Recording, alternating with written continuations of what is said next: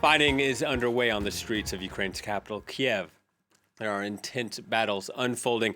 Bursts of gunfire and explosions could be heard across the city, including at its heart, Maidan, or Independence Square, where in 2014 Ukrainian protests led to the toppling of a pro-Moscow government. The country's health ministry said at least 198 people have been killed as a result of Russian aggression. For more, we can speak to our reporter, Gulliver Cragg, in the small town of Kalynivka. Hello to you, Gulliver. Tell us, what is the situation like where you are?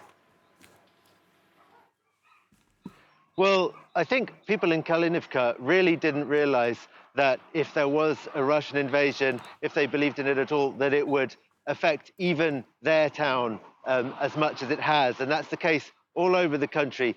Kalynivka has had airstrikes on the town, and there has been a Russian plane that the Ukrainian authorities say that they shot down, a Russian warplane that was shot down near a village just near here in the early hours of this morning. People here, soldiers here, confirmed that information to us. We've yet to go and actually see the plane.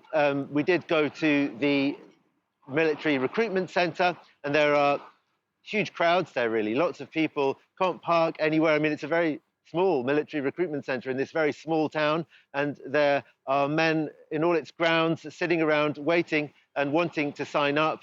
Two really quite elderly men, well, elderly is perhaps an exaggeration, but certainly not in the first prime of youth, said that they were determined to go and fight, even because they felt that even if they weren't in the age category for the compulsory mobilization, they still should do what they can. And we saw that also on the way here when we were traveling from Kiev yesterday. On the way through different towns and villages, we saw lots of evidence of activity of people volunteering to, in whatever way they can, help with the defenses of the country. Not sure whether they knew exactly what the strategy was, but they were putting up barriers on bridges with concrete blocks and things like that.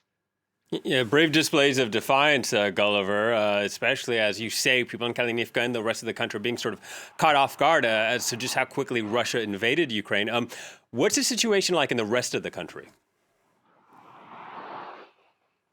Well, you were talking about Kiev, where, as I understand it, fierce battles are going on in various parts of the city. There's clearly an attempt by the Russians to storm and capture Kiev. A lot of people on Ukrainian social media are congratulating the Ukrainian armed forces for the resistance that they've put up and haven't allowed the Russians to capture the capital so far. But I think that it's far from being a foregone conclusion that that resistance will continue to be able to hold out against this Russian onslaught. There are also attacks on Kharkiv, with lots of artillery being fired across the Russian border from there, as our correspondent in Russia was able to confirm. And just now, the mayor of Lviv, which is the city in the west where lots of people have relocated to for their safety, has said that in a small town near Lviv, Brody, there were 60 Russian paratroopers, and Ukrainian forces fought them off, but they retreated to a nearby forest. So this war is happening even in the west of the country.